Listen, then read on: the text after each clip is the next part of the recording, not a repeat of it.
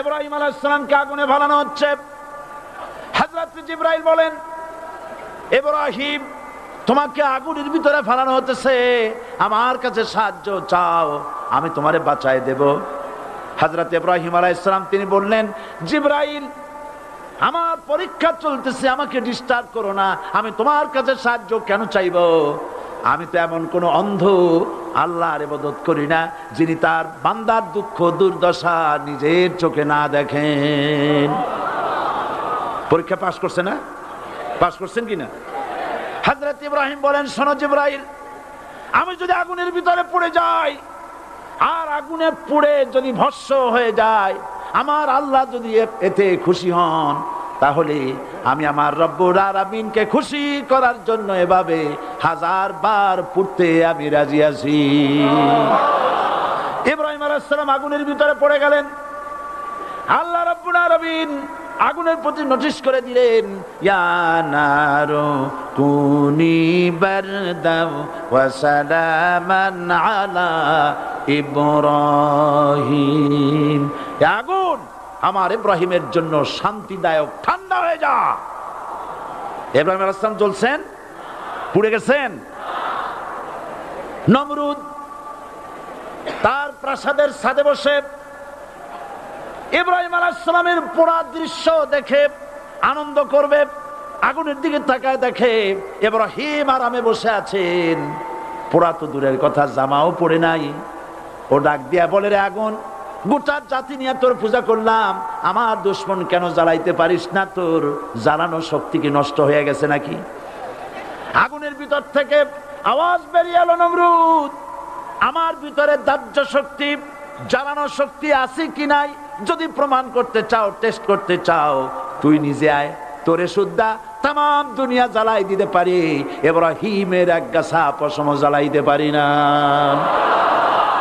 বিশ্বকবি আল্লামা ইকবাল কি সুন্দর করে বলেছেন, আজ ভি হো জু ইব্রাহিম কা ইমা पैदा आग कर सकती है एक अंदाज़े गुलिस्तां पैदा। ইব্রাহিমের ঈমান যদি আজও কোথাও হয় বিদ্যমান, করতে পারেন অগ্নিকুণ্ডে খুবসুরত এক গুলিস্তান। এখনো যদি ইব্রাহিমের সন্তানদেরকে আগুনের মধ্যে ফেলে দেওয়া হয়, আর ইব্রাহিম ঈমান যদি থাকে, আগুনকে ফুলের বাগান বানাবার ক্ষমতা আল্লাহর আছে। চিরকাল আল্লাহ পাক এই কালেমাকে দিয়েছেন আল্লাহর সার্বভৌমত্বকে প্রতিষ্ঠা করার জন্য। আয়াতুল কুরসি শুধু পড়ে বুকে ফু দেওয়ার জন্য নয়। পড়েন আমার সাথে, আল্লাহু লা ইলাহা ইল্লা হুয়াল হাইয়ুল কাইয়্যুম। দুনিয়ার সমস্ত পয়গম্বর অত্যাচারিত হলেন, শুধু তাই নয়, বিশ্ব নবী আখিরি জামানার পয়গম্বর নবী মুহাম্মদ রাসূলুল্লাহ সাল্লাল্লাহু আলাইহি ওয়াসাল্লাম জাতির কাছে আসলেন। তিনি এসে বললেন, ইয়া আইয়ুহান নাস কুলু লা ইলাহা ইল্লাল্লাহ। প্রথম দাওয়া শুনছেন কথা? রাসূলুল্লাহ বলছেন, ও জাতি, আমার রাসূল তো মক্কার রাসূল না শুধু, মদিনার রাসূল না শুধু, আরবি ভাষাভাষীদের রাসূল না শুধু, আমার নবী কি নবী? চিল্লায় বলেন। তাই তিনি বলেছেন, ও বিশ্বের মানবতা, বিশ্বের মানব গোষ্ঠী, যদি মুক্তি পেতে চাও, নাজাত পেতে চাও, উচ্চারণ করো, বিশ্বাস করো, আমল করো, বলো লা ইলাহা ইল্লাল্লাহ। জোরে পড়েন, লা ইলাহা ইল্লাল্লাহ, লা ইলাহা ইল্লাল্লাহু মুহাম্মাদুর রাসূলুল্লাহ। আবু জাহেল বুঝছিল কলেমার অর্থ? কথা বলেন না কেন? আবু জাহেল বুঝছিল? উতবা, সাইবা, মুগিরার গোষ্ঠীরা বুঝছিল? বুঝেছে। তারপরে তারা চিন্তা করলো যে সর্বনাশ তো করছে, লা ইলাহা, কোন ইলাহ নাই, আইনদাতা নাই, বিধানদাতা নাই, তাহলে আমরা কি ঘরে বসে বসে কি করব? উনি নতুন একজন ইলাহ নিয়ে আসছে, আল্লাহ ছাড়া কোন ইলাহ নাই, তাহলে আমাদের কাজটা কি?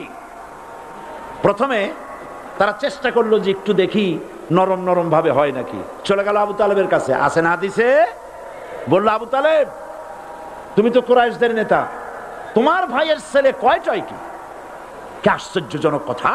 লা ইলাহা ইল্লাল্লাহ, আল্লাহ ছাড়া কোনো ইলাহ নাই, তা আমরা করব কি? তোমার ভাতিজাকে বুঝাও লা ইলাহা ইল্লাল্লাহর দাওয়াত বন্ধ করে দিক, এর বিনিময়ে টাকা লাগে টাকা দেব, সোনা লাগে সোনা দেব, যত সুন্দরী মেয়ে চায় তাও দেব, নেতৃত্ব চায় তাও দেব, তবু যেন কালেমার দাওয়াত না দেয়। আসিনে কা হাদিসে আছে কিনা? নবীজি যখন বাড়ি ফিরলেন, চাচা আবু তালেব নিজের কলিজার টুকরা সন্তান হযরত জাফর আলীর চাইতে তিনি ভালোবাসতেন কলিজার মতো করে মুহাম্মদ সাল্লাল্লাহু আলাইহি সাল্লামকে। বলছে, বাবা এমন কথা কেন বলো যাতে লোকেরা খেপে যায়? এই কথাগুলি বলো না, ওরা আমার কাছে এই সব প্রস্তাব দিয়ে গিয়েছে। রাসূলুল্লাহ প্রস্তাব শুনে এগ্রি করলেন? জি। আমার নবী বলেন, ও আমার চাচা আবু তালেব, প্রস্তাবকারীদেরকে শুনিয়ে দিন। হুজুরের সাথে তখন অনেক লোকজন, নাকি অনেক অস্ত্রপাতি, কিচ্ছু নাই, আল্লাহর শক্তি ছাড়া কিছুই নেই। আমার নবী বলেন, ও আমার চাচা আবু তালেব, প্রস্তাবকারীদেরকে শুনিয়ে দেন, যেটা দেওয়া সম্ভব সেটা তো দূরের কথা, যেটা দেওয়া সম্ভব নয় তাও যদি তারা দিতে পারে আমারে, যেমন আকাশের সূর্যটা ধরে এনে ওরা যদি আমার ডান হাতে তুলে দেয়, আকাশের পূর্ণিমার চাঁদটা ধরে যদি বাম হাতে আমার তুলে দেয়, এর বিনিময়ে এক মুহূর্তের জন্য তাওহীদের দাওয়াত আমি বন্ধ করে দেব না। সুবহানাল্লাহ। রাসূল করিম সাল্লাল্লাহু আলাইহি ওয়াসাল্লাম তাদের এই প্রস্তাবকে যখন গ্রহণ করলো না, কাফেরেরা বুঝলো। আমি আগেই বলেছি 3 শ্রেণীর লোক বাধা দিয়েছে। কয় শ্রেণী? প্রথম শ্রেণী কি? রাষ্ট্র শক্তি, তাদের হাতে অস্ত্রপাতি তো খুব শক্তি, আর যারা একবার ক্ষমতায় যায় ওরা মনে করে এই ক্ষমতা থেকে আমাদেরকে কেউ নামাইতে পারবে না। বিংশ শতকের শ্রেষ্ঠ মুজাদ্দিদ আল্লামা সৈয়দ আবু দালা মওদুদী রাহমাতুল্লাহ আলাইহি তিনি এক জায়গায় লিখেছেন, স্বৈরাচারীরা তার পতনের সমস্ত ছিদ্র বন্ধ করে, কিন্তু একটা ছিদ্র বন্ধ করতে পারে না, মনের ভুলে সে ছিদ্রটা থেকেই যায়, যেই ছিদ্র দিয়ে আসলে তার পতনটা হবে। ক্ষমতায় গিয়ে মনে করে চিরকাল ক্ষমতায় থাকবো। ভারতের প্রধানমন্ত্রী পণ্ডিত জওয়াহরলাল নেহেরু রাঁচি পাগলাগারদে গিয়েছেন, মেন্টাল হসপিটাল। পাগলেরা নেহেরুকে দেখে আশ্চর্য হয়ে গেছে, এত সুন্দর মানুষ, মাথায় কিস্তি টুপি, গায়ে শেরওয়ানি, মুসলমানি ড্রেসই আলাদা, যদিও তিনি হিন্দু ছিলেন, পরেছেন মুসলমানি ড্রেস। শেরওয়ানি কাদের পোশাক? কাদের পোশাক?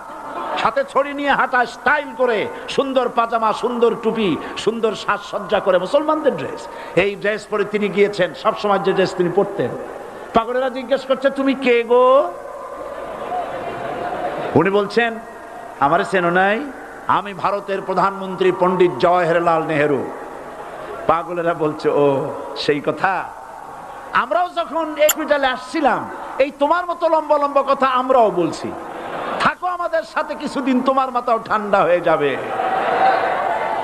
ক্ষমতায় যারা থাকে, ক্ষমতার মোহে চতুর্দিকে অন্ধকার দেখে, মনে করে আমার পতন আর হবে না। কিন্তু তোমাকে বুঝিবে যে গোকুলে বাড়ি শেষে গাড়ির চাকা সব সময় উপরে থাকে না। গাড়ির চাকা সব সময় উপরে থাকলে গাড়ি তো চলবেই না, গাড়ির চাকা ঘোরে বলেই তো গাড়ি চলে। সুতরাং এই উপরে তোমার চাকা উপরে এখন আছে বলে, তোমার দলের চাকা উপরে আছে বলে যারা মানুষের উপরে জুলুম করছো, আলেমদেরকে ধরতেছো, মুসল্লিদেরকে ধরে ধরে জেলে ঢুকাচ্ছ, সময় আসবে এমন ইন্দুরের গর্ত অপমানা পালাবার জন্য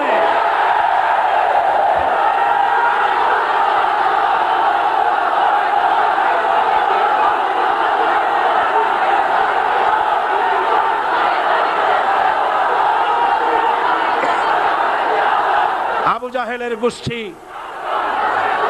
আবু জাহেলের গোষ্ঠী মনে করেছে সোজা আঙ্গুলে ঘি যখন উঠলো না, আঙ্গুল বাঁকা করতে হবে। শুরু হয়ে গেল অত্যাচার, শুরু হয়েছে না? হযরত সুমাইয়া রাদিয়াল্লাহু তাআলা আনহা কি নির্মম ভাবে, নিষ্ঠুর ভাবে তাকে শহীদ করা হলো। খাব্বাব, খুবাইব, হযরত খাব্বাব রাদিয়াল্লাহু তাআলা আনহুকে দেখে হযরত ওমর একদিন বলছিলেন, খাব্বাব তোমার পিঠে এত গর্ত কেন? এত গর্তওয়ালা পিঠ আর এত চিকুন কোমর আমি তো জীবনেও দেখিনি। হযরত খাব্বাব বলেছেন, ওমর জানো না, ইসলাম কবুল করার অপরাধে, কালেমা পড়ার অপরাধে কাফির বেঈমানেরা আমাকে মারধর করেছে। যখন আমি তাদের মারে কালেমা ছাড়ি নাই, তখন আগুন জ্বালায়া আগুনের আংটার উপরে, আগুনের উপরে আমাকে চিৎ করে শোয়ায়া আমি যেন নড়াচড়া করতে না পারি, সেজন্য আমার বুকের উপরে পাথর চাপা দিয়া রেখেছে। আগুনে গোশত পুড়ে পুড়ে আগুন ভিতরে ঢুকেছে, গায়ের রক্ত আর চর্বি গলে গলে পড়ে আগুনগুলো নিভেছে। ওই পিঠে যে গর্ত হয়েছে আজও পর্যন্ত সেই গর্ত মিটে যায় নাই। হযরত খাব্বাব রাদিয়াল্লাহু তাআলা আনহু বলছেন, বুখারী শরীফে হাদিসে ভাবে এসেছে, ওয়ান খাব্বাব বিন আরিত রাদিয়াল্লাহু তাআলা আনহু আন্নাহু ক্বাল শাকাউনা ইলা রাসূলিল্লাহ সাল্লাল্লাহু আলাইহি ওয়াসাল্লাম ওয়া হুয়া মুতাওয়াসসাদুন বুরদাতুন লাহু ফি জিল্লিল কাবা। আমি গেলাম রাসূলুল্লাহর কাছে, যে দেখি হুজুর বাইতুল্লাহ শরীফের ছায়ায় আরাম ফরমাচ্ছেন। আমি কাছে গিয়ে বললাম, আলা তাস্তানসিরু লানা আলা তাদউ লানা ইয়া রাসূলুল্লাহ, হে রাসূল আপনি কি আমাদের জন্য দোয়া করবেন না? আপনি কি আমাদের জন্য আল্লাহর কাছে সাহায্য প্রার্থনা করবেন না? মার খেয়ে খেয়ে তো শেষ হয়ে গেলাম। শুনতেছেন আপনারা?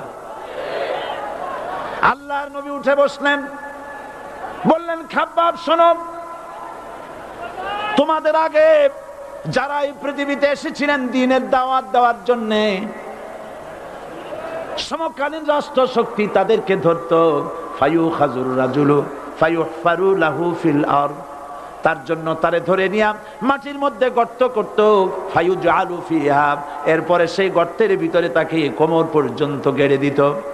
সুম্মা ইউতা বিল মানশার, এরপরে করাত আনা হতো, ফায়ুদাউ আলা রাসিহি, এরপরে করাতটা মাথার উপরে রাখা হতো, ফায়ুজআলু নিসফাইন, এরপরে করাত দিয়া চিরে চিরে জীবিত মানুষটাকে দ্বিখণ্ডিত করে ফেলে দিত। মা ইয়াসুদ্দুহু যালিকা আন দীনি, এত কষ্ট দেওয়ার পরেও, এত জুলুম করার পরেও দ্বীনের দায়ীদেরকে এক চুল পরিমাণ আল্লাহর রাস্তা থেকে তারা সরাই দিতে পারে নাই। ওয়াল্লাহি, ও খাব্বাব, আমি আমার আল্লাহর নামে কসম করি। ও মুসলমান, কে কসম করতেছে? আল্লাহ রাসূল। আমি আমার আল্লাহর নামে কসম করি, ওয়াল্লাহি লা ইউতাম্মান্নাল্লাহু হাযাল আমর হাত্তা ইয়াসির রাকিবু মিন সানা ইলা হাযরামাউত।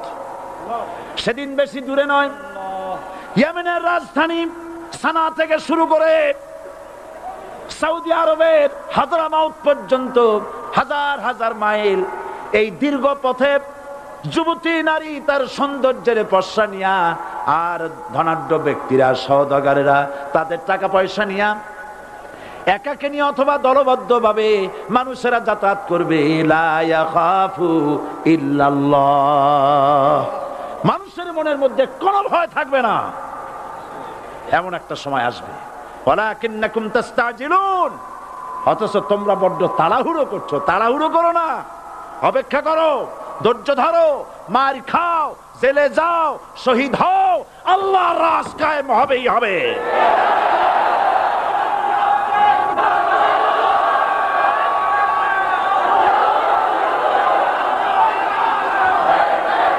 বিল্ডিং থেকে শিক্ষা গ্রহণ করুন, বিল্ডিং, ইমারত, দালান থেকে শিক্ষা গ্রহণ করুন। এই যেটা দালান আছে না পাশে, দেখতে পাচ্ছেন, এই দালান কি দিয়ে তৈরি করা হয়েছে বলেন? ইট। সমস্ত ইটেরা যদি ধর্মঘট করত, আমরা কেউ মাটির তলায় যাব না, কেউ আমরা আগুনে পুড়ে ঝামা হব না, পিক হব না, কেউ আমরা টুকরা টুকরা হব না, সবাই থাকবো উপরে উপরে, তাহলে কি দালান হইতো নাকি? এই বিল্ডিং নির্মাণ করতে গিয়া ইটের যে স্যাক্রিফাইস, হাজার হাজার ইটকে পিক হতে হয়েছে, পুড়ে যেতে হয়েছে, খোয়া হতে হয়েছে, ভেঙে টুকরা টুকরা হয়ে 50 ফিট মাটির নিচে যেতে হয়েছে। তারপরে ইমারত গঠন হয়েছে, সুন্দর দালান তৈরি হয়েছে।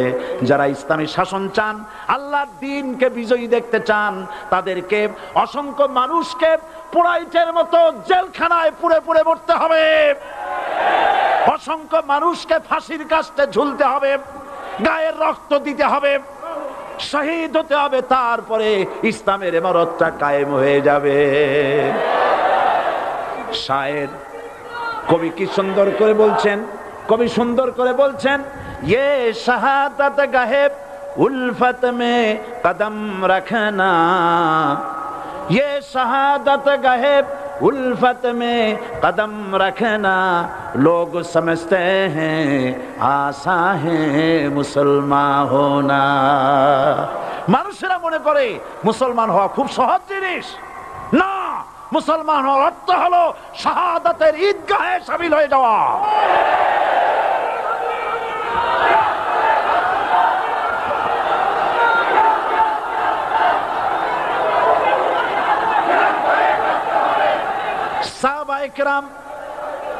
সাহাবায়ে কেরাম মার খেলেন, এবার স্বয়ং আল্লাহর নবীর গায়ে হাত তুলল।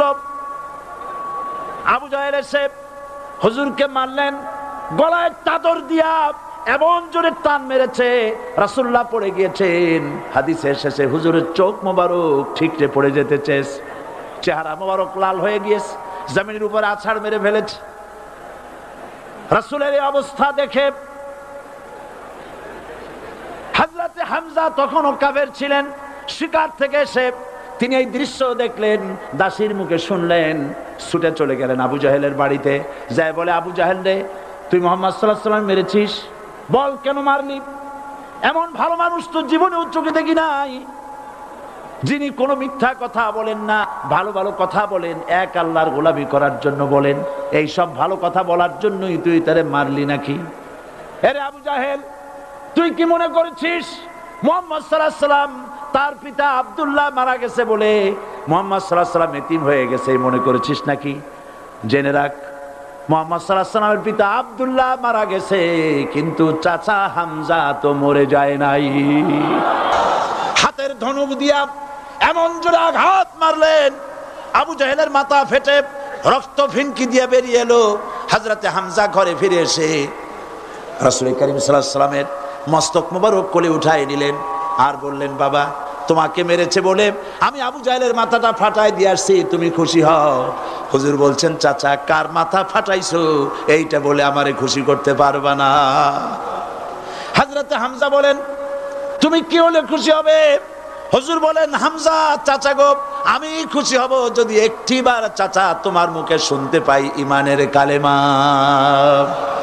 হযরতে হামজা বলেন, মুহাম্মদ সাল্লাল্লাহু আলাইহি ওয়াসাল্লাম, আমি বুঝতে পেরেছি তুমি কোনো সাধারণ মানুষ নয়। সাধারণ মানুষ হলে পরে তুমি প্রতিশোধে বিশ্বাসী হতে, খুশি হতে।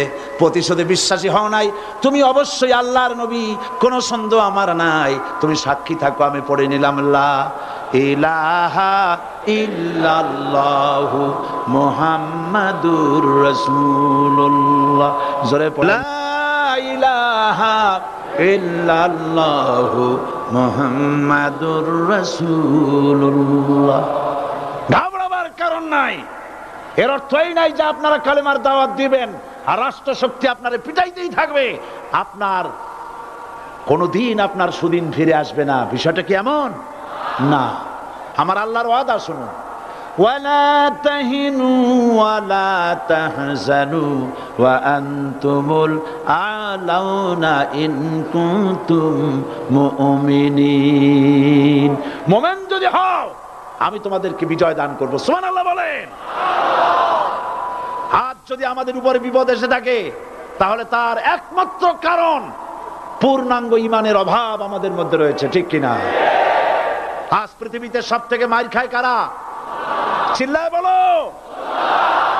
আলজেরিয়ায় কারা? বসনিয়ায় কারা? চেচনিয়ায় কারা? প্যালেস্টাইনে কারা? আহা, প্যালেস্টাইনের মুসলমানদেরকে মারি মেরে শেষ করে দিল। দেখছেন ছবিতে না? দেখেন না? প্যালেস্টাইনের মুসলমানদের যে কে যখন মারা হচ্ছে, বাংলাদেশের প্রধানমন্ত্রী তখন আমেরিকায় ক্লিনটনের সঙ্গে কথা বলতেছেন। তিনি ক্লিনটনের কাছে তার পিতৃ হত্যার জন্য দায়ী সাজাপ্রাপ্ত 3 জন ব্যক্তিকে ফেরত চাচ্ছিলেন। আমার দৃষ্টিতে এটা কোনো অপরাধ নয়। সন্তান তার পিতার প্রতি আকর্ষণ থাকবেই। আমার আপত্তি সেখানে আপনি প্রধানমন্ত্রী শুধু শেখ পরিবারের প্রধানমন্ত্রী নন, শুধু আওয়ামী লীগের প্রধানমন্ত্রী হওয়া উচিত নয় আপনার। আপনি পৃথিবীর দ্বিতীয় বৃহত্তম বাংলাদেশের 12 কোটি মুসলমানের প্রধানমন্ত্রী। পিতৃ হত্যার আসামি ফেরত চাইলেন, কিন্তু বিল ক্লিনটনের আশ্রয় প্রশ্রয় লালিত পৃথিবীর অসভ্য জাতি সন্ত্রাসী ইহুদিরা প্যালেস্টাইনের মুসলমানদেরকে পাখির মতো গুলি করে হত্যা করছে। আপনি কেন এর জবাব চাইলেন না?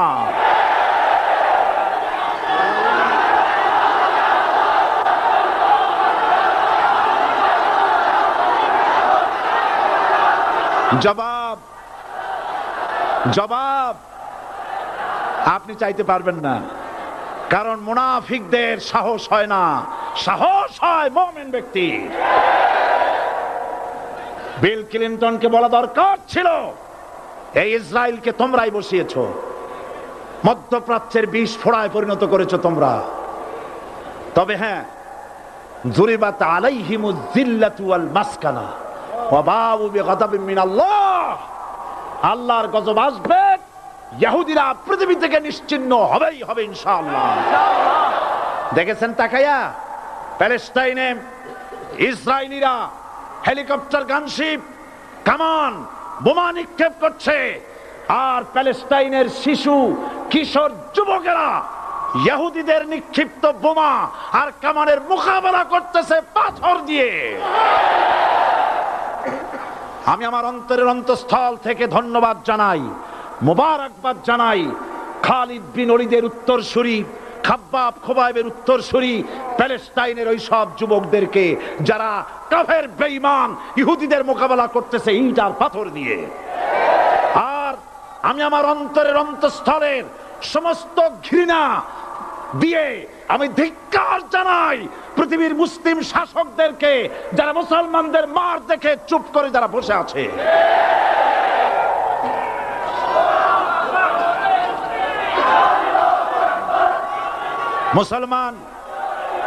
মুসলমান যদি মুসলমানের মতো হয়, 10 জন যথেষ্ট। কয়জন যথেষ্ট? কোথায় আছে কথা? আল্লাহ পাক কোরআন শরীফের মধ্যে বলেছেন,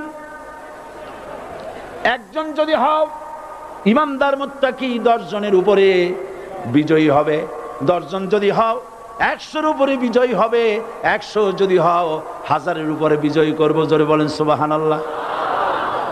কবি বলতেছেন, ফিজায়ে বদরে পয়দা কুন ফেরেশতে তেরি নুসরত কো উতর সকতে গর্দু সে কতর অন্দর কতর আবি।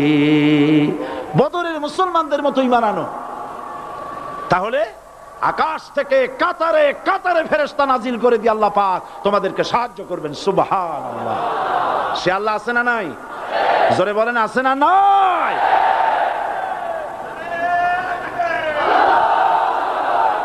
সেই আল্লাহ রাব্বুল আলামিন কোরআনে কারীমের ভিতরে আয়াতুল কুরসির মধ্যে বলে দিয়েছেন, আল্লাহু লা ইলাহা ইল্লাহুল হাইয়ুল কাইয়্যুম। প্রাণ খুলে সবাই পড়েন, বসা মানুষ, দাঁড়ানো মানুষ। আল্লাহু লা ইলাহা ইল্লাহুল হাইয়ুল কাইয়্যুম। আল্লাহ রাব্বুল আলামিন, তিনি ছাড়া কোনো ইলাহ নাই, তিনি সার্বভৌমত্বের মালিক কেউ নাই আল্লাহ ছাড়া। এই কথা মানুষকে ঘোষণা করতে হবে। বাধা, এই কথা বললেই বাধা দেবে কয় শ্রেণীর লোক? 3 শ্রেণী। প্রথম শ্রেণী হচ্ছে কে? রাষ্ট্রশক্তি। আজও তারা বাধা দিচ্ছে। আল্লাহর আইন দিয়ে দেশ চালাও, তারা তাদের মন মর্জি মোতাবেক আইন দিয়ে দেশ চালাবে। আল্লাহ পাক বলছেন, আলা আলাহুল খালকু ওয়াল আমরু। সৃষ্টি যার, আইন চলবে তার। কারো বাবার আইন চলতে পারে না, নিজেদের তৈরি করা আইন চলবে না। ইনিল হুকমু ইল্লা লিল্লাহ। একমাত্র আইন চলবে কার?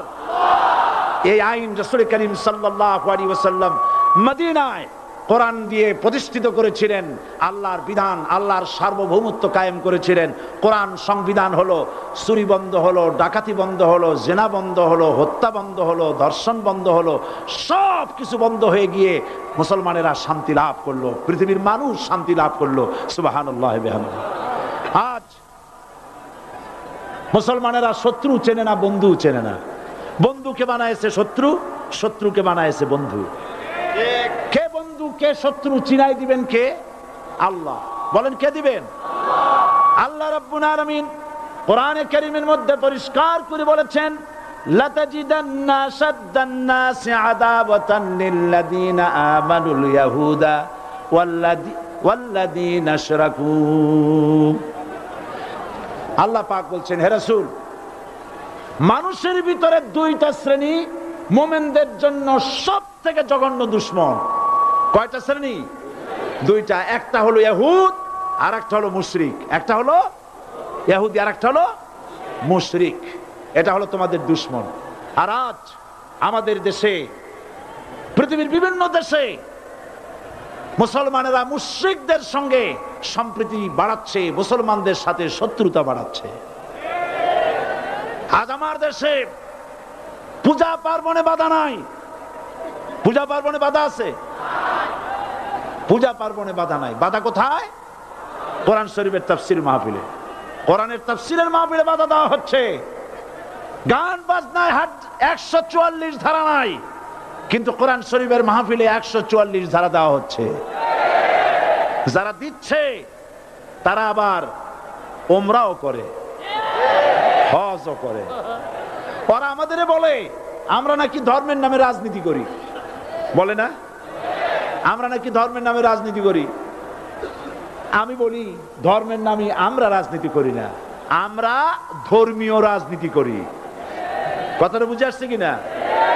ধর্মের নামে রাজনীতি তো সেই ব্যক্তি করে 1996 সনের নির্বাচনের আগে যিনি মাথায় পট্টি বেঁধেছিলেন, যিনি শপথ গ্রহণের সময় হাতে তসবিহ পড়েছিলেন। ধর্মের নামে রাজনীতি তিনি করেছেন। আজ অনেকগুলি ডিগ্রি পেয়েছেন তিনি, অনেকগুলি ডিগ্রি পেয়েছেন। কয়টা? মুখস্থ হয়ে গেছে আপনাদের। শকুনেরা, শকুন যদি গরুর গোশত কিনে খাওয়া লাগতো, 80 টাকা কেজি দরে শকুনে এত গোশত কিনে খাইতে পারতো না। লেখাপড়া করে যদি ডিগ্রি নেওয়া লাগতো, এত ডিগ্রি কপালে জুটতো না। পয়সা দিয়া ম্যানেজ করা ডিগ্রি, কিন্তু 9টা নিলে কি হবে? আসল ডিগ্রিটা এখনো বাকি আছে। আসল ডিগ্রি কোনটা? নির্বাচনের আগে পট্টি বেঁধে তসবিহ নিয়ে গোটা জাতিকে যে সফলভাবে প্রতারণা করতে আপনি পেরেছিলেন, মহাপ্রতারক হিসেবে সেই ডিগ্রি আগামী নির্বাচনের মোক্ষম সময় জনগণ আপনার গলায় পরায় দেবে।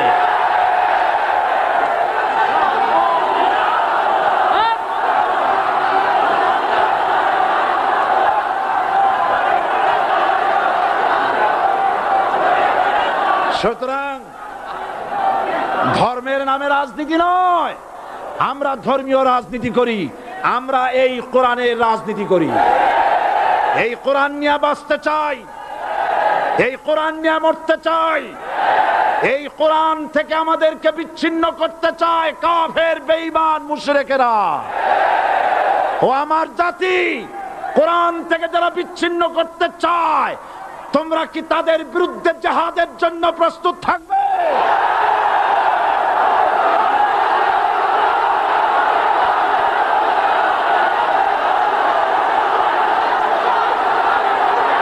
বসেন, বসেন, বসেন, বসেন, বসেন। আমি বুঝতে পেরেছি বিষয়টা কি। আসরের পরের থেকে বসা তো, সুযোগ পাইয়া খাড়া হইয়া কোমর সোজা করলেন। বসেন, সবাই বসেন। কোমর সোজা হয়ে গেছে, বসেন। এত বড় মাহফিল, জীবনে আর একটা পাবো নিশ্চয়তা আছে কি? জোরে বলেন, আছে? আজ আমাকে কথা বলতেই হবে ইনশাআল্লাহ, কারণ আগামীতে আবার আপনাদের সাথে দেখা হবে কিনা আমি জানি না। কথা বলতেই হবে। বসেন, কেউ দাঁড়িয়ে থাকবেন না। আমি দেখতে পাচ্ছি বাংলাদেশের ভাগ্য আকাশে উত্তর গগনে কালো মেঘ জমা হয়েছে, ঝড়ের পূর্বাভাস লক্ষ্য করছি। যদি মোকাবেলা করতে না পারেন সক্ষম ভাবে, এমন অন্ধকার গাঢ় কালো অমাবস্যার রাত আসতে পারে যার সুবে সাদে খাওয়া অসম্ভব। সুতরাং আপনারা কি কাপুরুষের মতো কাফের মুশরিকদের গোলামি করে মরতে চান? বিড়ালের মতো 500 বছর বেঁচে থাকার কোনো লাভ নাই। সিংহের মতো 1 ঘন্টা বাঁচতে চাই। আমাদেরকে বলা হয় সাম্প্রদায়িক উস্কানিমূলক কথা নাকি আমি বলি। পত্রপত্রিকা দিছে না তারা? সাম্প্রদায়িক উস্কানি কথা, সাম্প্রদায়িক উস্কানিমূলক কথা বলি। সেই জন্যই বোধহয় শত শত মুসলিম আমাদের কাছে এসে মুসলমান হয়। মানুষে আর বোকা বানানো যাবে না। যাবে কি? আর বোকা বানানো যাবে? তারপর বলছে কি? এরপরে বলছে, আমাকে বলছে রাজাকার। শুনে রাখো চট্টগ্রামের লক্ষ লক্ষ জনতা, পার্লামেন্টে যখন আমাকে এই কথা বলা হয়েছিল, আমার পার্লামেন্টের কলিগ জাফরুল্লাহ চৌধুরী সাহেব বসে আছেন এখানে, হ্যাঁ, জাফরুল ইসলাম চৌধুরী বসে আছেন পাশে, প্রধানমন্ত্রী সুদ্ধা, অন্তত 3 শতাধিক পার্লামেন্টের সম্মানিত সদস্যরা সেদিন বসা। 1997 সনের বাজেট বক্তৃতা যখন আমি করতেছিলাম, ডক্টর কুদরতে খোদা, নাম রাখছে কুদরতে খোদা, আসলে গজবে খোদা। এই লোকটি নাস্তিক, ইসলামের চূড়ান্ত দুশমন। তার প্রণীত শিক্ষা ব্যবস্থার যখন সমালোচনা করছিলাম, ট্রেজারি বেঞ্চ থেকে আমাকে বলা হলো রাজাকার। আমি আমার সমস্ত শক্তি একত্রিত করে বলেছিলাম, শুধুমাত্র হিন্দুস্তানের রাজাকারেরাই আমাকে রাজাকার বলতে পারে। আমি বলেছিলাম 1973 সন পর্যন্ত আমি বাংলাদেশের কোন রাজনৈতিক দলের নেতা এবং কর্মী ছিলাম না। আমি রাজাকার নই। আমাকে রাজাকার বলে যদি তাকেও প্রমাণ করতে না পারে, 10 কোটি টাকার মানহানি মামলা দায়ের করব। আমার এই বক্তব্য সারা দুনিয়া শুনেছে। পার্লামেন্টে আমার এই বক্তব্য রেকর্ড হয়ে আছে। সেদিন 3 শতাধিক পার্লামেন্ট মেম্বারের কেউ আমার চ্যালেঞ্জ গ্রহণ করেন নাই। যে কোনো ব্যক্তি পার্লামেন্টে গিয়ে আমার বক্তৃতা দেখে আসতে পারেন। এরপরে 1997 সনের 7ই অক্টোবর দৈনিক জনকণ্ঠ পত্রিকা যখন আমার বিরুদ্ধে লিখলো, সেই পত্রিকায় সাইদির ওপেন চ্যালেঞ্জ 8ম পাতা, 1997 7ই অক্টোবর, এত বড় 2 কলমে হেডিং। সেখানে আমি বলেছি, বাংলাদেশের সকল সাংবাদিক, গোয়েন্দা বিভাগ, বাংলাদেশের সকল বুদ্ধিজীবীকে আমি আমার পিরোজপুরে আমন্ত্রণ করছি। আমার উপস্থিতিতে যদি কেউ প্রমাণ করতে পারে বাংলাদেশের স্বাধীনতা যুদ্ধের বিরুদ্ধে আমার কোনো ভূমিকা ছিল, সজ্ঞানে স্বেচ্ছায় জাতীয় সংসদের সদস্য পদ থেকে পদত্যাগ করব। 3 বছর পার হয়ে গেছে, আজ পর্যন্ত কেউ এই চ্যালেঞ্জের মোকাবেলা করে নাই। সুতরাং আমাকে যারা রাজাকার বলবে, তারা পিতৃ পরিচয়হীন অবৈধ সন্তান। 1971 সনের, শোনো মুসলমানেরা, 1971 সনের কোন কাদা সাইদির গায়ে লাগে নাই। আমাকে রাজাকার বলে জনগণ থেকে বিচ্ছিন্ন করবা, জনগণ থেকে আমারে বিচ্ছিন্ন করা যাবে না। কারণ এই জনগণ আমার জন্য আসে না, এই জনগণ আসে আল্লাহর কোরআনের জন্য।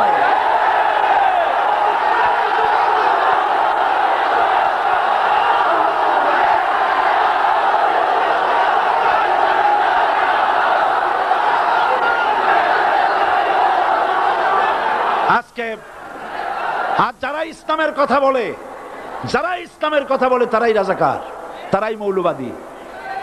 মৌলবাদী বললে আমরা অসন্তুষ্ট হই না, কারণ মৌলবাদী শব্দটা আসছে মূল থেকে। মৌল শব্দ এসেছে মূল থেকে। মূলবাদী তার মানে যারা মূলে আছে। মূল হলো কোরআন, মূল হলো হাদিস, মূল হলেন আল্লাহ, মূল হলেন আল্লাহ রসুল। আমরা আছি মূলে। এখন বলেন তো মূলের শক্তি বেশি না আগার শক্তি বেশি? আমাদের যারা মৌলবাদী বলে ওরা হলো আগাবাদী। মূলে আছে কত কোটি? 12 কোটি। মূলে আছে কত কোটি? আর আমাদের যারা মৌলবাদী বলে ওই থাকো গাছের আগায়, আমরা মূলে। লাভালাভি বেশি করবা না, 12 কোটিতে গাছের গোড়া আসতে নাড়া দেবে, মামু বাড়ি দিল্লি গিয়ে পড়বা, বাংলার জমিনে জায়গা হবে না। এ কথা বিশ্বাস করো।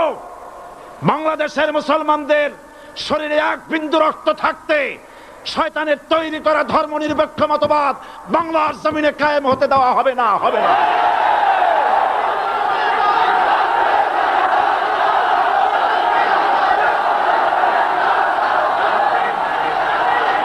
রাসূল করিম সাল্লাল্লাহু আলাইহি ওয়াসাল্লাম কোরআন প্রতিষ্ঠার জন্য আন্দোলন করেছিলেন।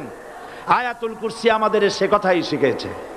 আল্লাহ রাব্বুল আলামিন বলেন, আল্লাহু লা ইলাহা ইল্লা হুয়াল হাইয়ুল কাইয়্যুম। প্রাণ খুলে পড়েন, আল্লাহু লা ইলাহা ইল্লা হুয়াল হাইয়ুল কাইয়্যুম। আল্লাহ হচ্ছেন তিনি যিনি ছাড়া কোনো ইলাহ নাই, আইনদাতা নাই, বিধানদাতা নাই। আমরা মানুষের তৈরি করা আইন মানি না। 12 কোটি মুসলমানের দেশে আইন তৈরি করবে মানুষ, আমরা মানব না। পার্লামেন্টে তৈরি হতে হবে কোরআন দিয়ে, পার্লামেন্টে আইন তৈরি হতে হবে কোরআন দিয়ে। সুতরাং ভয় যতই পান আর যতই ষড়যন্ত্র করেন, 4 দল যখন একত্রিত হয়েছে, ঐক্যবদ্ধ থাকবে, সরকার ঐক্যবদ্ধভাবে গঠন হবে, নির্বাচন ঐক্যবদ্ধভাবে হবে এবং কোরআন হবে, আল কোরআনের পার্লামেন্ট হবে বাংলাদেশে।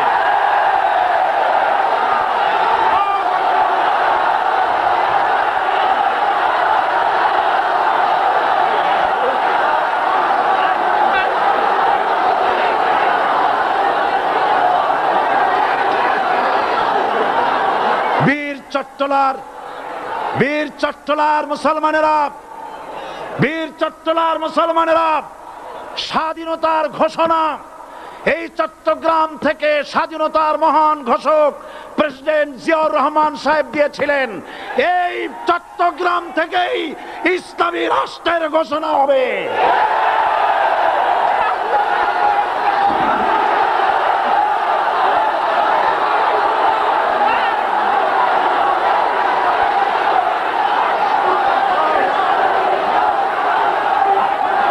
আশাবাদী আপনারা অবশ্যই তা পারবেন। আমি 100% বিশ্বাস করি ইনশাআল্লাহ। কারণ যে ষড়যন্ত্রের মোকাবেলা করে স্থানীয় রাজনৈতিক দলের নেতৃবৃন্দ কোরআনের মাহফিল সিনায় এনেছেন, আমি প্রথম দিনই বলেছি চট্টগ্রাম তাফসিরুল কোরআন মাহফিল কোন রাজনৈতিক দলের প্রতিনিধিত্ব করে না।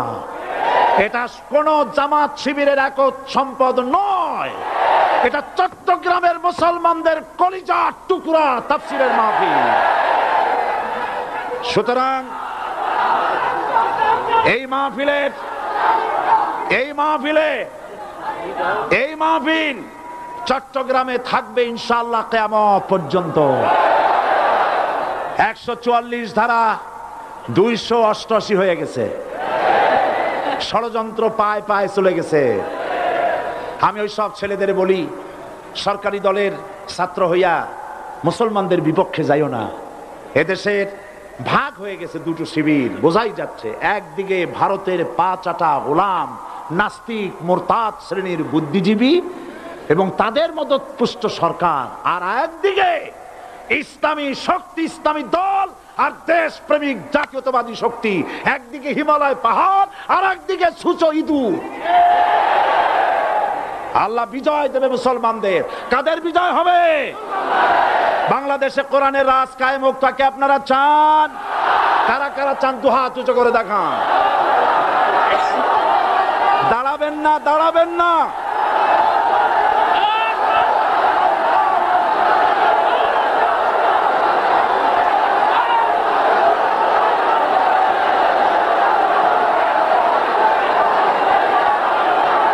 বসুন, বসুন,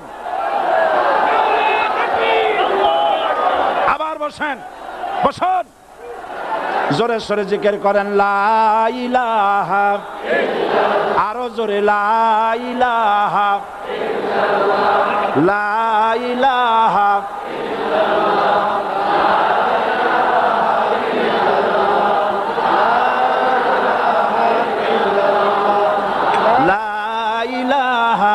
ইল্লাল্লাহ, লা ইলাহা, লা ইলাহা ইল্লাল্লাহ মুহাম্মাদুর রাসূলুল্লাহ। যারা যেখানে দাঁড়িয়েছেন বসুন। তিন শ্রেণীর লোকেরা আল্লাহর কালেমায় বাধা দিয়েছে। কয় শ্রেণী? একটা হলো রাষ্ট্রশক্তি, দুই নম্বরে মনে আছে ধনাঢ্য পুঁজিপতির গোষ্ঠী, ওরাও বাধা দিয়েছে। কারণ ইসলামকে বলা হয় পুঁজিবাদের আশ্রয়স্থল। নাউজুবিল্লাহ। সর্বপ্রথম ইসলাম কবুল করেছে কারা? ধনীরা না গরিবরা? কারা? গরিবেরা। সুতরাং ধনাঢ্য ব্যক্তিরা মনে করলো যে আমাদের তো সর্বনাশ হয়ে যাবে, আমরা দাস দাসী ধরে রাখতে পারবো না, আমরা মানুষকে শোষণ করতে পারবো না, যে নতুন কলেমার দাওয়াত আসছে। সুতরাং সরকারের হাতকে তারা পয়সা দিয়া শক্ত করেছে আর বলেছে যত টাকা লাগে এই লোকগুলারে ঠ্যাঙ্গান। আজও আছে কিনা? তা আছে কিনা? তিন নম্বরে বাধা দিয়েছে ধর্মের নামের এক শ্রেণীর কায়েমি স্বার্থবাদী শক্তি, যার সম্পর্কে সূরা তাওবায় আল্লাহ পাক বলেছেন ইন্না কাসীরাম মিনাল আহবারি ওয়ার রুহবান লা ইয়াকুলুনা আমওয়ালান নাস বিল বাতিল ওয়া ইয়াসুদ্দুনা আন সাবিলিল্লাহ। ইহুদি আহলে কিতাবদের মধ্যে এক শ্রেণীর বুজুর্গ ধরনের লোক, দরবেশ জাতীয় লোক, যারা নাকি মানুষের সম্পদকে বাতিল পন্থায় ভক্ষণ করে, ওয়াসুদ্দুনা আন সাবিলিল্লাহ, এবং আল্লাহর রাস্তায় চলার জন্য মানুষকে বাধা প্রদান করে।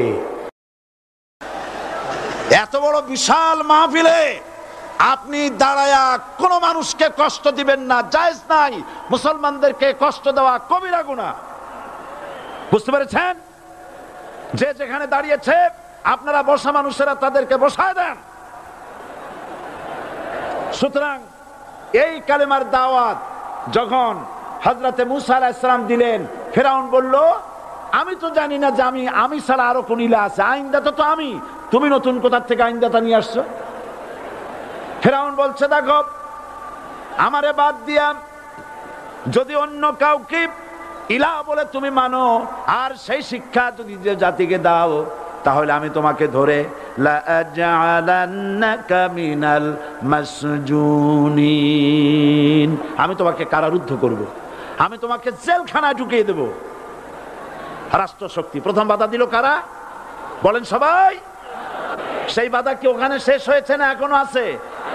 আছে কিনা জোরে বলেন। আমি তোমাকে জেলখানায় ঢুকাবো।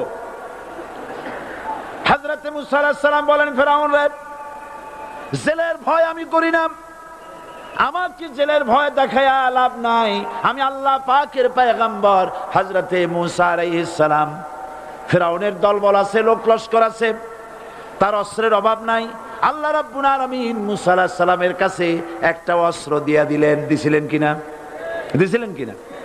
আল্লাহ পাক হযরত মূসা কি বলেছেন? ওয়া মা তিলকা বিয়ামিনিকা ইয়া মূসা, মূসা রে তোমার হাতে ওটা কি? মূসা আলাইহিস সালাম বললেন এটা লাঠি। আল্লাহ পাক বললেন ফেলে দাও লাঠি। লাঠি ফালায় দিলেন। কি হয়ে গেল? হিয়া হাইয়াতুন তাসআ, লাঠি হয়ে গেল। এখন লাঠি পড়ে সাপ হয়ে গেল। সাপ দেখে নবী হোক, ওলি হোক, সাহাবী হোক আর আলেম হোক, সাপ দেখলে ভয় করে না মানুষের? মূসা আলাইহিস সালাম ভয় পেয়েছে। আল্লাহ রাব্বুল আলামিন হযরত মূসাকে শোনায় দিলেন, খুযহা ওয়া লা তাখাফ সানুঈদুহা সিরাতাহাল উলা খোঁজ ধরো, লা তাখাফ ভয় পেও না। আল্লাহ বলছেন ধরো, ভয় পেও না। ধরার সঙ্গে সঙ্গে স্বাভাবিক অবস্থায় ফিরে আসবে, আবার লাঠি হয়ে যাবে। এখন আল্লাহ বলছেন ধরো, মুসা আলাইহিস সালাম কি ভয় পাওয়া উচিত হবে? উচিত হবে? মুসা আলাইহিস সালাম কি ভয় পাইছিলেন? কারণ হচ্ছে এই দুশমনের শক্তিটা খুব বড়ই দেখা যায়, মনে হয় যেন অনেক বড় কি জানি কি।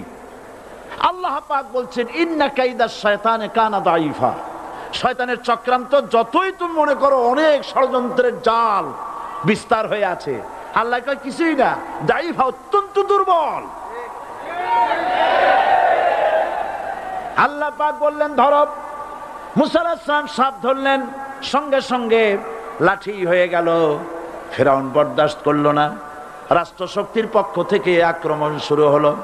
অপরাধ কি? মুসা আলাইহিস সালামের অপরাধ কি? কি অপরাধ? মাশাআল্লাহ, বুঝতে পেরেছেন। অপরাধ হচ্ছে তিনি বলেছেন লা ইলাহা, জোরে বলেন লা ইলাহা ইল্লাল্লাহ। এই কালেমাকে আজ আমরা ভিক্ষার বুলি বানাইছি। এটা হলো সার্বভৌমত্বের বুলি, এটা হচ্ছে আল্লাহ পাকের সার্বভৌমত্বের কথা।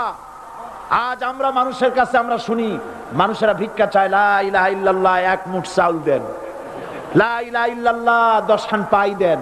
এই হচ্ছে কালেমার জিকির। আবার কেউ কেউ জিকির করতেছে লা ইলাহা আস্তে, ইল্লাল্লাহ জোরে, এমন জোরে কলব সাফ করে, কলব তাতে থাকলেও পারে গেলেও পারে।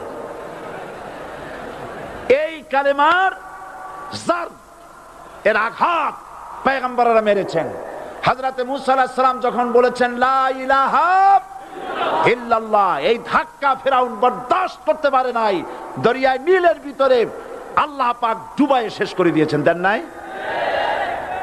হযরতে মুসা আলাইহিস সালাম তার উম্মতেরা দরিয়ার পাশে বসে দ্বীনি কথাবার্তা বলতেছেন। এমন সময় ফিরআউন, তার শত্রু হচ্ছে মুসা আলাইহিস সালাম। শত্রু কেন? মুসা কি ফিরআউনের পাকা ধানে মই দিয়েছে নাকি? বলেন আপনারা। তার হালের গরু পিটায় মারছে নাকি? অপরাধ হলো তিনি আল্লাহর জমিনে আল্লাহর আইন প্রতিষ্ঠার কথা বলেছেন। এই শুধুমাত্র এই অপরাধে ফিরআউন তার দলবল নিয়ে 3 দিক থেকে আক্রমণ করেছে। মুসা আলাইহিস সালামের উম্মতেরা ভয় পেয়ে গেছেন। তারা বলছেন ইন্না লামুদরাকুন, আমরা পাকড়াও হয়ে গেছি। 3 দিকে সাড়াশি আক্রমণ, 3 দিকে শত্রু, একদিকে দরিয়া, পালাবার রাস্তা আছে? হযরত মুসা আলাইহিস সালাম ভয় পেয়ে গেলেন, সারেন্ডার করলেন না। হযরত মুসা আলাইহিস সালাম বললেন কাল্লা, কখনো নয়, ভয় পাওয়ার কোনো কারণ নাই। রব্বি সায়াহদিন, অবশ্যই আমার রব আমার জন্য রাস্তা করে দিবেন। ভয় পাইও না, আমার রব রাস্তা করে দিবেন। আল্লাহ রাব্বুল আলামিন হযরত মুসা আলাইহিস সালামকে অর্ডার করলেন, হাতের লাঠি দিয়া দরিয়ার উপরে আঘাত করো। হযরত মুসা আলাইহিস সালাম দরিয়ার উপরে আঘাত করলেন। রাস্তা ছিল দরকার একটার, এক বাড়িতে আল্লাহর হুকুমে লাঠি দিয়ে একটি আঘাত করার সঙ্গে সঙ্গে হযরত মুসার তার সঙ্গী সাথী দরিয়া পার হওয়ার জন্য দরিয়ার মধ্যে দিয়ে আল্লাহ 12টা রাস্তা পয়দা করে দিলেন। সে আল্লাহ আছে না নাই? এত আসতে বলেন কেন? ভয় পাওয়ার কারণ আছে? রাষ্ট্র শক্তি বাধা দিয়েছে সমস্ত নবীদেরকে। কেন? নবীদের চরিত্র খারাপ? জোরে বলেন, নবীদের চরিত্র খারাপ? নবীদের চাইতে মাসুম বেগুনাহ উন্নত চরিত্রের মানুষ আল্লাহর আকাশের নিচে জমিনের উপরে আর হয় নাই। তোমরা যে সব নেতাদের পিছনে দৌড়াও, অমুকের সৈনিক, নেতা নেতা করে মরো, এইসব নেতা যাদের পিছনে দৌড়াও, এই নেতাগুলি, আমি জিজ্ঞেস করি আপনাদেরকে, এই নেতাগুলি জীবনে একবারও জেনা করে নাই? এ ব্যাপারে অনুসারীরা আপনারা কি নিশ্চিত? মিথ্যা কথা জীবনেও কয় নাই, প্রতারণা করে নাই, ঠাট্টা করে নাই, বিদ্রুপ করে নাই, মদ খায় নাই, মানুষ হত্যা করে নাই। কিসের নেতা? নেতা হচ্ছেন সেই ব্যক্তি যিনি বলেছেন, ও আমার স্ত্রীরা, ও আমার সাহাবীরা, রাতের আধারে আমার মধ্যে যা আচরণ দেখতে পাও, দিনের আলোতে আমার মধ্যে যা দেখতে পাও, সবগুলি খুলে খুলে মানুষের কাছে বলে দাও। তার নাম বিশ্বনবী মুহাম্মদ রাসূলুল্লাহ সাল্লাল্লাহু আলাইহি ওয়াসাল্লাম।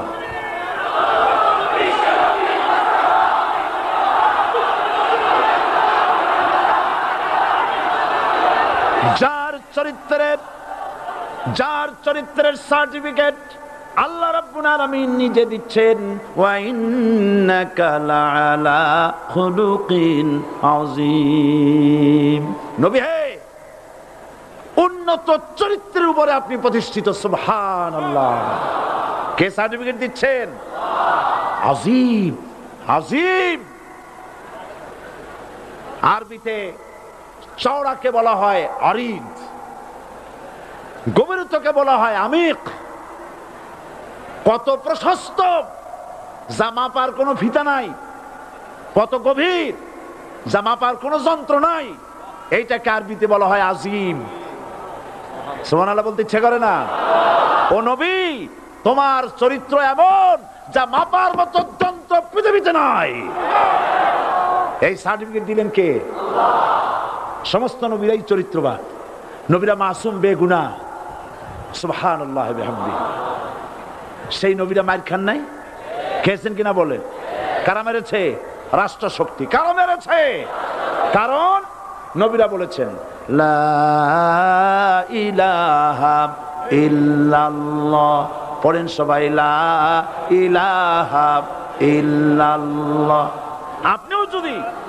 আপনিও যদি নবীদের মতো, সাহাবীদের মতো বুঝা এই কলেমার দাওয়াত দেন, বাধা আসবেই। বোঝাবুঝির ব্যাপার, বুঝতেই সারলো। কত মাহফিল হয় বাংলাদেশে, হয় না? কোনো বাধা নাই, ঠিক কিনা? কত পূজা হয়, পার্বণ হয়, গান হয়, থিয়েটার হয়, গুনাহগার বিবির গান হয়, কত কিছু হয়। কোনো বাধা আছে? তাফসীরের মাহফিলে বাধা।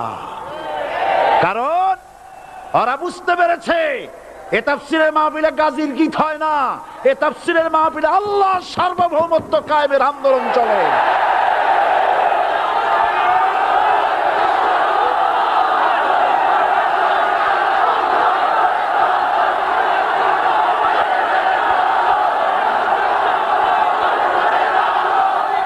এবার দেখুন, এবার কলেমা বোঝেন, কালেমা বুঝুন। বঙ্গভবনের সামনে দাঁড়ায়া, গণভবনের সামনে দাঁড়িয়ে আপনি যদি কালেমার জিকির করতে থাকেন, লা ইলাহা ইল্লাল্লাহ, লা ইলাহা ইল্লাল্লাহ, লা ইলাহা ইল্লাল্লাহ, লা ইলাহা ইল্লাল্লাহ, 2-1 ঘন্টা, 2-4 ঘন্টা, দেখবেন অফিসাররা এসে বলবে, না জানি কোন খাজা বাবা আসছে, আসেন আসেন, নিয়ে খাইতে দেবে, হাদিয়া দেবে। যেহেতু যিনি পড়তেছেন উনি বোঝেন না কি বলতেছেন, আর যারা দাওয়াত দিয়ে নিয়ে গেল ওরা টের পায় নাই যে কি শুনে দাওয়াত দিতেছে। কিন্তু আপনি যদি বঙ্গভবন, গণভবন, সেক্রেটারিয়েট আর পার্লামেন্ট এর ভিতরে ঢুকে যদি বলেন, কোন মানুষের তৈরি করা আইন মানি না, কোন সরকারের সার্বভৌমত্ব স্বীকার করি না, কারো বিধান মানি না, কারো তৈরি করা আইনের সামনে মাথা নত করি না, আল্লাহ ছাড়া কারো বিধান মানি না, হাদিয়া আসবে, খাইতে দেবে, পকেটে টাকা দেবে, খাওয়াবে এক জায়গায় নিয়ে। কোন জায়গায়? লাল দালানে। বোঝাবুঝির ব্যাপার। পয়গম্বরেরা দাওয়াত দিয়েছেন, আয়াতুল কুরসি ফরজ নামাজ পড়িয়া দেখছি অনেকেই জামার বুতাম টুতাম খুলিয়া তারপরে জোরে একটা ফু দেয়। অসুবিধা নাই, ফু আপনি দেন, কিন্তু কি পড়ে ফু দিচ্ছেন আপনি কি বুঝছেন কিছু? সুবহানাল্লাহ। বুঝলি কি এই চেহারা হয়? এতগুলো মানুষ লাগে নাকি বিপ্লব করতে, কালেমার রস কায়েম করতে? 313 জন মুসলমান যথেষ্ট পৃথিবীতে।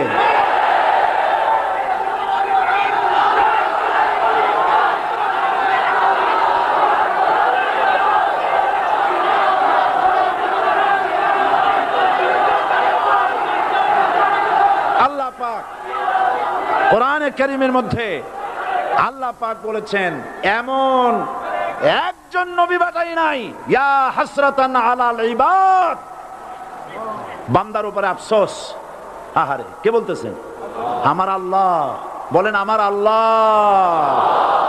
তিনি আফসোস করছেন, আফসোস একজন পয়গম্বর এমন পাঠাইলাম না, একজন রাসূল পাঠাইলাম না যার সাথে এরা ঠাট্টা করে নাই, বিদ্রুপ করে নাই, পাগল বলে নাই, মারে নাই। আহা, অপরাধ কি? আল্লাহর সার্বভৌমত্ব প্রতিষ্ঠার অপরাধ। হযরত ইব্রাহিম আলাইহিস সালাম তিনি যখন এই কালেমার দাওয়াত দিয়েছেন নমরুদের বিরুদ্ধে, নমরুদ বলেছে মান আশাদ্দু মিন্না কুওয়া, আমার চাইতে শক্তিশালী আর কে আছে? আনা রাব্বুকুমুল আলা, আমি তোমাদের বড় প্রভু। নাউজুবিল্লাহ। কই থেকে একটা তুমি বলছো লা ইলাহা ইল্লাল্লাহ, আমি তো ইলাহ। হযরত ইব্রাহিম আলাইহিস সালামকে কালেমার দাওয়াত পেশ করার অপরাধে অগ্নিকুণ্ডের ভিতরে ফালাবার ব্যবস্থা হয়ে গেছে। আল্লাহ পাক সব ঘটনা কোরআনে বলে দিয়েছেন কিনা বলেন? কেন বললেন এই সমস্ত কথা? এই জন্য বলেছেন ফেরাউন মরে যাবে, নমরুদ মরে যাবে, কিন্তু তাদের প্রেতাত্মারা যুগে যুগে তারা বেঁচে থাকবে। আগুনের ভিতরে ফালাবার ব্যবস্থা হয়েছে। আল্লাহ পাক বলে দিয়েছেন আমার রাস্তায় যদি চেষ্টা করো, জিহাদ করো, আমার সাহায্য তোমরা পাবে। ওয়া কানা হাক্কান আলাইনা নাসরুল মুমিনিন, মুমিনদেরকে সাহায্য করা।